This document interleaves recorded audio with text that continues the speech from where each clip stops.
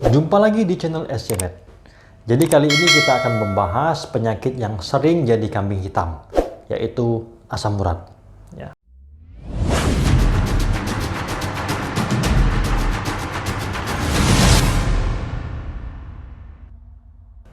Kenapa penyakit asam urat ini sering dijadikan kambing hitam?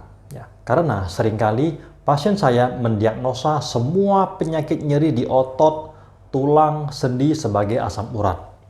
Ada pasien yang datang dengan nyeri siku, lalu dia bilang, "Dok, ini asam urat kan?"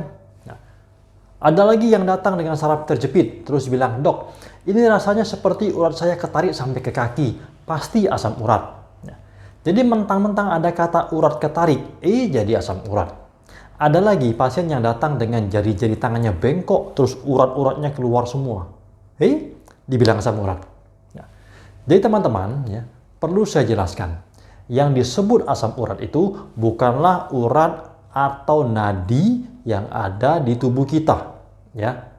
Asam urat itu berbentuk kristal yang terbentuk di sendi, terutama sendi kaki, yang paling banyak jempol kaki, terus di pergelangan kaki, dan bisa juga di lutut.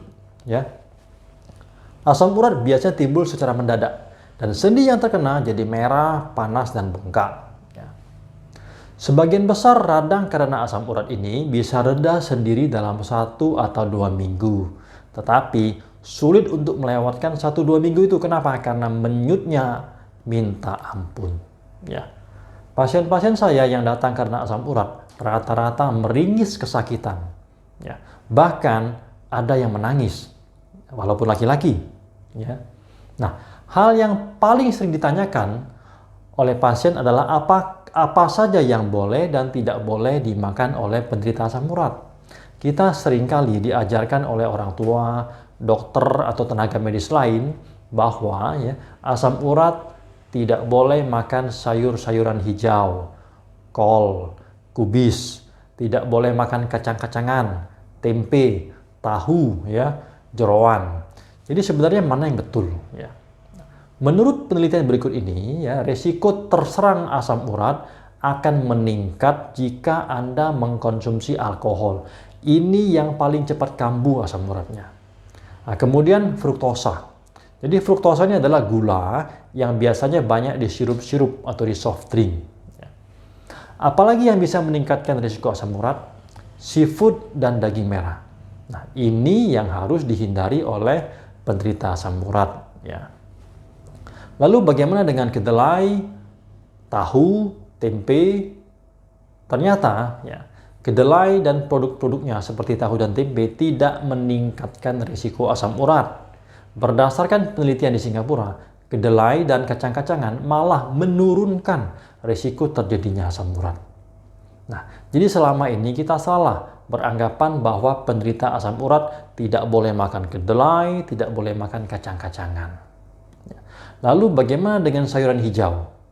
Menurut survei Kesehatan dan Nutrisi Amerika, asam urat akan meningkat jika Anda mengkonsumsi daging merah dan seafood, sedangkan konsumsi sayuran hijau tidak meningkatkan asam urat. Bahkan level asam urat menurun pada orang yang bervegetarian dan mengkonsumsi suplemen bayam.